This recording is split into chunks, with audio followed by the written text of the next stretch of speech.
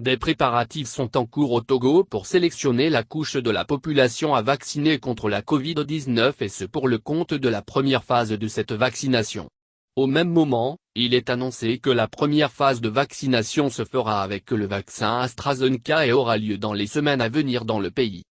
Dans une note issue le 11 février dernier par le ministère togolais de la Santé, de l'Hygiène publique et de l'Accès universel aux soins, il est demandé aux directeurs régionaux et préfectoraux de la santé de faire parvenir à la division de l'immunisation à travers chaque direction régionale les données du dénombrement des personnes à vacciner au plus tard le 21 février en fin de journée.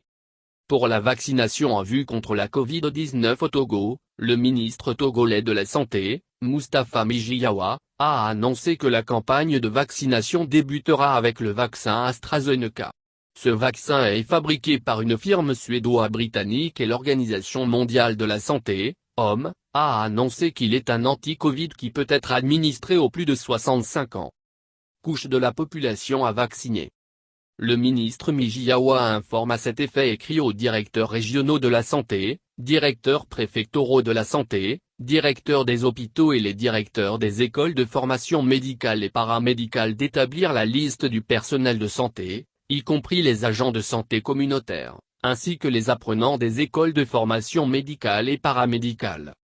Selon la note ministérielle, le public cible à vacciner et en ce qui concerne la région sanitaire du Grand Lomé, en dehors du personnel de santé, le dénombrement prendra en compte les populations à haut risque, les personnes âgées de 50 à 64 ans, les personnes de moins de 50 ans qui ont des conditions sous-jacentes, affections chroniques et autres facteurs de risque, les détenus, les déplacés et les réfugiés.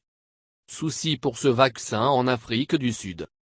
Soulignons que l'option des autorités togolaises pour le vaccin AstraZeneca intervient à un moment où l'Afrique du Sud a annoncé la suspension provisoirement de la campagne de vaccination de ce vaccin qui devrait être administré dans les prochains jours à la population sud-africaine.